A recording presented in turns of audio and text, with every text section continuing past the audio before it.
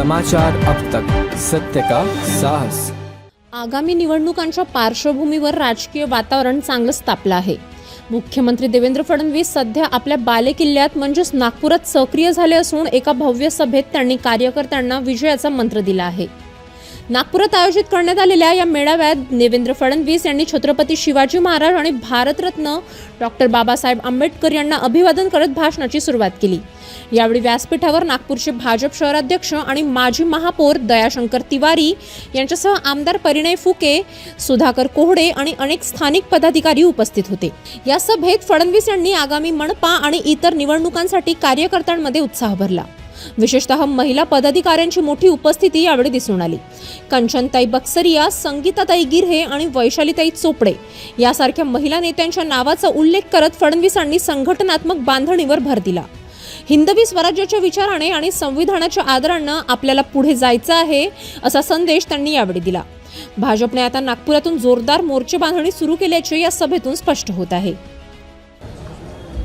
हिंदवी स्वराज्याचे सरसंस्थापक छत्रपती शिवरायांना मानाचा मुजरा करतो। भारतीय राज्यघटनेचे शिल्पकार भारतरत्न डॉक्टर बाबासाहेब आंबेडकर यांना मानवंदना अर्पित करतो। आज आणलं, नरसी मुंजी आणलं, आपल्या देशातल्या ज्या सगळ्या महत्त्वाच्या आयकॉनिक इन्स्टिट्यूशन्स आहेत, या सगळ्या आयकॉनिक इन्स्टिट्यूशन्स आज नागपूरमध्ये आहेत आणि नागपूरची पोरं जी बाहेर शिकायला जायची आज ती याच ठिकाणी शिकतायत। आणि केवळ शिकतायत असं नाही तर माननीय गडकरी साहेबांनी आणि आम्ही सांगितलं होतं मिहानच्या माध्यमातून आपल्या मुलांना इथेच रोजगार आम्ही देऊ। मला सांगताना आनंद वाटतो की आता 1 लाखापेक्षा जास्त रोजगार हा या नागपुरातल्या मुलांना मिहान आणि MIDC मध्ये आपण दिलेला आहे आणि आता अजून 2 लाख कोटीची आपण इन्व्हेस्टमेंट आणली आहे।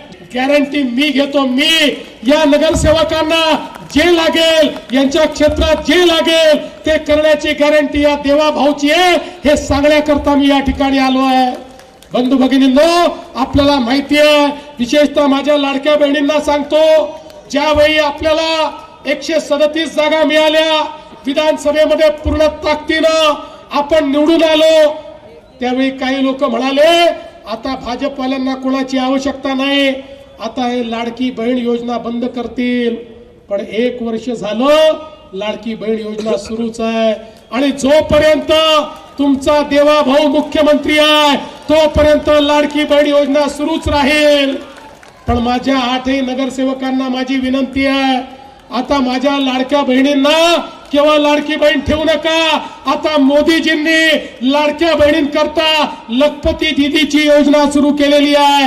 आता माझ्या लाडक्या बहिणींना लखपती दीदी करायचा आहे। भूषण भाऊ, संगीताताई लक्षात ठेवा, वैशालीताई लक्षात ठेवा, या सगळ्या आमच्या ज्या बहिणी आहेत, मी आता महाराष्ट्रामध्ये 50 लाख लाडक्या बहिणींना लखपती दीदी केलाय।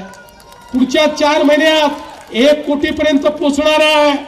पण माझा तुम्हाला या ठिकाणी माझी विनंती आहे, माझ्या लाडक्या बहिणी तुम्हाला निवडून देणार आहे, तुमच्यावर जबाबदारी टाकून जातो संदीप भाऊ। मी पुन्हा या ठिकाणी आल्यानंतर तुम्हाला हिशोब मागणार आहे, माझ्या किती लाडक्या बहिणींना तुम्ही लखपती दीदी केलं हा हिशोब तुम्हाला द्यावा लागेल। आणि मी या निमित्ताने आपल्या सर्वांना सांगतो, नागपूर शहर एक आधुनिक शहर आम्ही केलंय।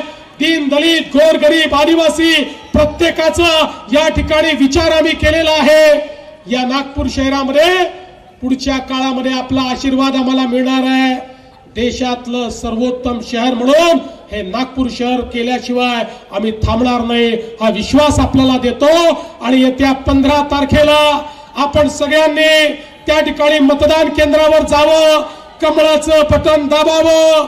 मी तुम्हाला हे सांगण्याकरता आलोय, 15 तारखेला कमळाची काळजी तुम्ही घ्या, त्यानंतर 5 वर्ष तुमची काळजी आम्ही घेऊ, एवढाच विश्वास देतो आणि माझं बोलणं संपवतो। धन्यवाद। जय हिंद, जय महाराष्ट्र।